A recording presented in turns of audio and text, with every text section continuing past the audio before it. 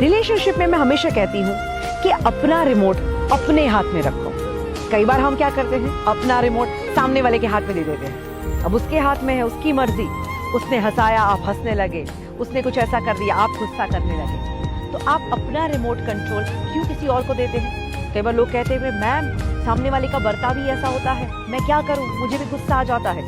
तो मैं उसके लिए गौतम बुद्ध का एक सुंदर एग्जाम्पल देना चाहती हूँ। एक बार एक इंसान थे जो गौतम बुद्ध से बड़ी नफरत करते थे और उनको लगा कि आज तो गौतम बुद्ध के साथ जाके झगड़ा किया ही जाए। जैसे ही गौतम बुद्ध नजर आते हैं ये उनके ऊपर गालियां निकालना शुरू करते हैं, गालियों की बारिश करते हैं, तुम ऐसे हो, तुम वैसे हो, और गौतम बुद्ध को सबके सामने अपमानित करते हैं। इतना बोलने के बावजूद भी गौतम बुद्ध शांति से बैठे बैठे मुस्कुरा रहे हैं। वो इंसान कहते हैं मैं तुम्हें इतनी गालियां निकाल रहा हूं और तुम मेरे सामने हंस रहे हो।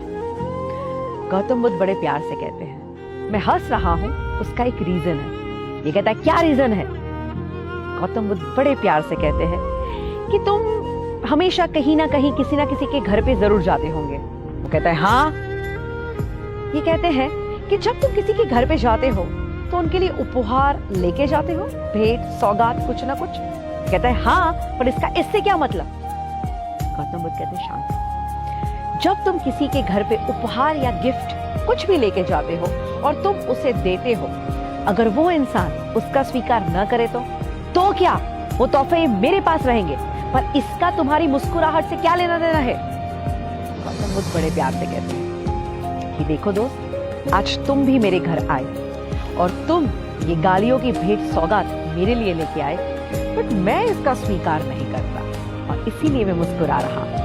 अब इस इंसान का पूरा गुस्सा शांत हो जाता है और वो समझ पाता है कि उन्होंने जो कहा कितनी बड़ी बात है कि मैं तो गालियां लेके आया, मैं तो अपनी नेगेटिविटी लेके आया, उनके ऊपर डालने की कोशिश की, पर उन्होंने अपना रिमोट कंट्रोल अपने हाथ में रखा और मैं उनको गुस्सा नहीं दिला पाया। तो इस स्टोरी से दोस्तों यही हमें मैसेज मिलता है कि जरूर आपके जीवन में भी ऐसे लोग होंगे जो बार बार आपको गुस्सा करवाते होंगे, बार बार आपका मूड बिगाड़ते होंगे, बट अगर आप चाहें तो अपने माइंड का कंट्रोल अपने हाथ में रख सकते हैं एंड हमेशा शांत रह सकते हैं। एंड ऑफ कोर्स ये पॉजिटिव ऊर्जा नेगेटिव ऊर्जा से कई गुना ताकतवर होती है।